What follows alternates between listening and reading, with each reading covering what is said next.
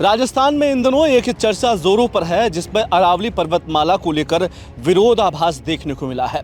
Supreme court के एक फैसले के बाद अब केंद्र और राज्य सरकार को घेरने की कोशिश विपक्ष कर रहा है, जहां पर पूर्व मुख्यमंत्री अशोक गहलोत ने अपनी प्रोफाइल पिक्चर बदलकर एक विरोध का आभास कराया है। वहीं दूसरी ओर शिव विधायक रविंद्र सिंह भाटी इसे लेकर अब अपना विरोध जताने में लगे हुए हैं। राजस्थान के लिहाज से अरावली पर्वतमाला को इसलिए समझना जरूरी है क्योंकि ये राजस्थान की एक वो सीमांत क्षेत्र है, राजस्थान की वो पठार है, राजस्थान की वो पहाड़ है जिसे लेकर राजस्थान का जीवनदायिनी इसे कहा जाता है। ये तकरीबन 3 अरब साल पुरानी वो पर्वत श्रृंखला है जो हरियाणा से लेकर गुजरात तक सटी हुई है और राजस्थान के यानी पश्चिम से आती हुई उस भूभाग के हवा को रोकती है जो राजस्थान को थार बनने से रोकता है। अरावली पर्वतमाला का अधिकांश हिस्सा, जहां पर हम मान के चले कि अरावली पर्वतमाला का 80% हिस्सा राजस्थान के अंदर है और राजस्थान से इस पर्वतमाला के खनन को लेकर सरकार ने मंजूरी दी है।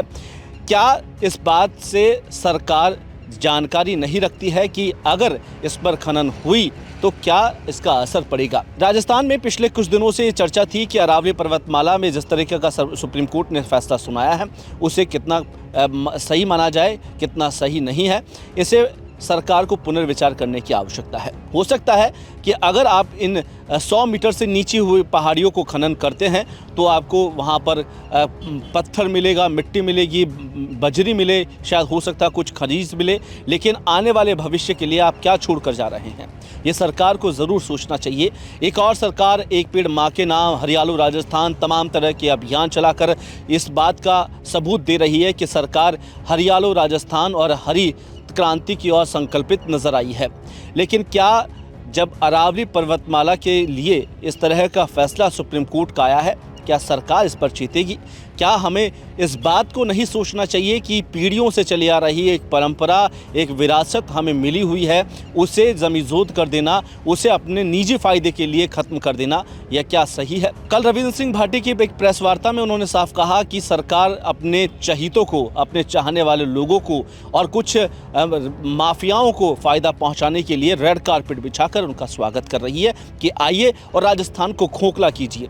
क्या ये परिकल्पना सच है कि राजस्थान को खत्म करने के पीछे पूरी की पूरी एक ब्यूरोक्रेसी लगी हुई है, पूरी की पूरी सरकार लगी हुई है? क्या इस पर्यावरण को आज नहीं बचाया गया तो राजस्थान की क्या दुर्दशा होगी? राजस्थान की इस अरावली पहाड़ों पर सिर्फ पेड़ नहीं है, वहाँ पर एक जीवन बसता है। राजस्थान के इतिहास में इस अरावली पर्वत श्रृंखला का कई जगह जिक्र है। यहाँ की वनस्पतियाँ, यहाँ के पेड़ पौधे, यहाँ के जानवर, तमाम तरह की चीज़ें तब हम देखते हैं तो एक सुंदर पठार नज़र आते हैं और इसकी परिकल्पना राजस्थान को कहीं ना कहीं खूबसूरत बनाती है। तो राजस्थान की इस खूबसूरती को बिगाड़ने का ठेका आखिरकार दिल्ली में बैठे कुछ ठेकेदारों ने क्यों ले लिया है?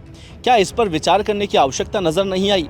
अब धीरे धीरे इसे लेकर जनक्रांति शुरू हो रही है, लेकिन आवश्यकता है कि सरकार इसे समझे।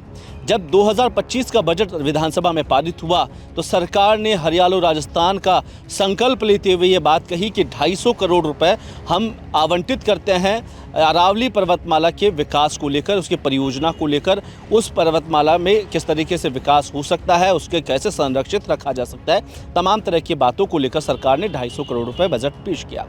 आखिरकार वो 250 करोड़ रुपए सरकार किस पर खर्च करना चाहती है? जब पहाड़ ही नहीं बचेंगे, जब वो श्रृंखला ही नहीं बचेगी तो यह पैसा सरकार क्या खुद खाना चाह रही है? तमाम तरह के सवाल खड़े होते हैं कि आखिरकार सरकार का फैसला क्या है, मन क्या है तमाम चीज़ों को लेकर। तो कहीं ना कहीं इस पर सोचने की आवश्यकता ज़रूर है कि आने वाला समय कितना संकट में होगा जब राजस्थान के पास पहाड़ नहीं होंगे, अपनी खुद की सभ्यताएं नहीं होगी, जब 3 अरब साल पुराना यहाँ पर इतिहास खत्म कर दिया जाएगा।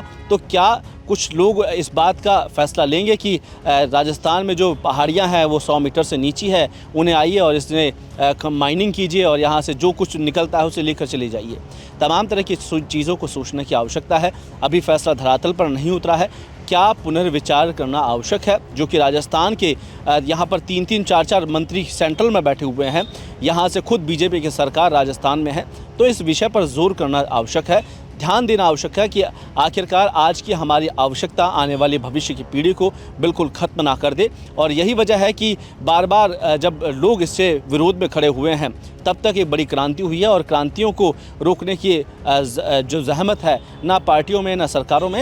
यही बात है कि आने वाला समय संघर्ष का ज़रूर होगा, लेकिन इस पीढ़ी को, इस संस्कृति को, इस राजस्थान को बचाने के लिए आवश्यक है कि अरावली की इस पर्वतमाला को बचाए रखे और खुद सरकार आगे चलकर इसे संरक्षित करने का काम करे, तभी राजस्थान जीवंत रह सकता है। वरना हम देखेंगे कि राजस्थान ही नहीं बल्कि उत्तर प्रदेश और दिल्ली समेत कई राज्य एक थार मरुस्थल के में तब्दील हो जाएंगे। जब राजस्थान से यहाँ पर धोरों की हवा चलेगी तो कहीं ना कहीं एक बड़ा नुकसान पूरे भारत के उत्तर क्षेत्रों को देखने को मिल सकता है। कैमरा पर्सन त्रिलोक के साथ कुलदीप, रिपोर्ट भारत, जयपुर।